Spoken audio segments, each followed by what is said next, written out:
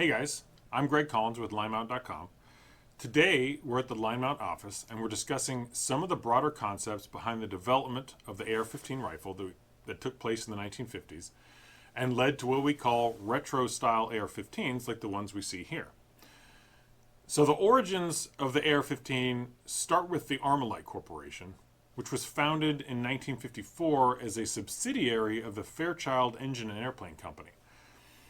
Fairchild was looking to diversify its holdings from just aviation, and its president at the time was actually a big gun guy. The concept behind this ArmaLite subsidiary was that it would be focused on design of firearms and then would license or sell those designs out to firearms manufacturers who would in turn manufacture those rifles at scale. ArmaLite didn't want to do the full-scale manufacturing for a few reasons, mostly the cost of scaling up. Anyway, one of the primary objectives of the ArmaLite Corporation was to take advantage of the advances in aluminum metallurgy and plastics that had occurred in the post-World War II era and into the 1950s. In a few areas, they took it a little too far.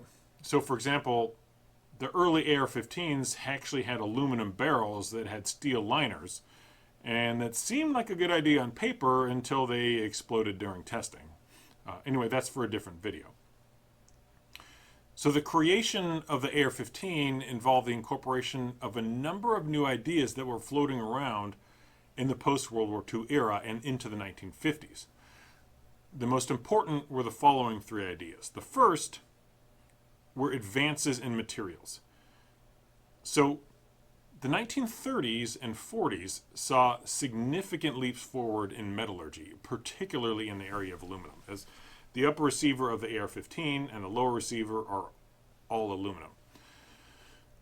The mass production of aluminum products during World War II led to innovations in the casting and machining techniques that helped bring down the cost of aluminum parts. So along with the advances in metallurgy were advances in plastics. And there's a lot of plastic used on the AR-15, and particularly plastics that could stand up to higher temperatures, but were also durable and could be produced at lower cost.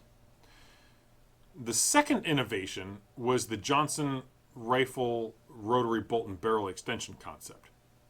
So the Johnson rifle, which was developed in the late 1930s, used a rotary bolt and barrel extension concept. And what it does is, by confining the high pressure forces generated during firing to the bolt and the barrel extension, the heavier materials like steel that can handle those pressures are needed only in specific areas. So meaning the bolt and the barrel extension, that's the only place you need to use steel. So that means you can use the lighter and more easily machined materials like aluminum on the other parts of the firearm, and that optimizes weight and manufacturing efficiency. Now, the third concept incorporated into the AR-15 was the idea of intermediate caliber rounds. So, following World War II, there was a big debate amongst militaries all over the world for what caliber should be used in the basic infantry rifle. And there was a growing belief that the full power cartridges that had dominated amongst militaries since the end of the 19th century didn't really make sense anymore. So, for example, of these full power rounds, in the US, we were using 30-06. The Germans were using 8mm. The Russians, 7.62 by 54, and the British, the 303. Armies in World War II were finding that almost all combat engagements were taking place at less than 300 yards, usually much closer than that. So this meant that the extra power that came with the high power rounds was unnecessary and wasteful, because the more powerful the round, the fewer rounds each individual soldier could carry. So during World War II, the Germans had actually begun to move away from the full power rifle rounds that had dominated amongst armies since the end of the 19th century.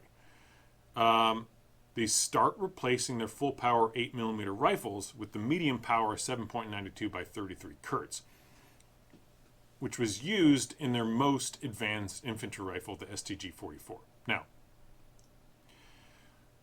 This medium caliber concept was subsequently copied by other militaries, including the Soviet Union, who started to move to the medium caliber 7.62 by 39, which became the standard for the AK-47. Now, the US took the intermediate cartridge idea even further and adopted the .223 Remington round, which is later standardized as 5.56 millimeter round, which we all know is used on the AR-15. Now, this round was even smaller than the Germans or the Russians' intermediate cartridges. It was the 5.56 round is a better balance between weight and recoil, and it allows for faster follow-up shots and also controllability during full auto. And because it has a higher velocity than the full power rounds, it's flatter shooting. Now, the term flatter shooting is a little confusing because, let me clarify what that means. According to physics, all objects, regardless of weight, fall at the same speed. So if the bullet is moving faster, you don't have to compensate for elevation as much for the same distances as you do for rounds that are moving slower, such as the older full power rounds. This means you don't have to spend as much time training new recruits on how to manage elevation according to how far away the targets are. Now, all of these broader concepts were incorporated into the AR-15 rifle.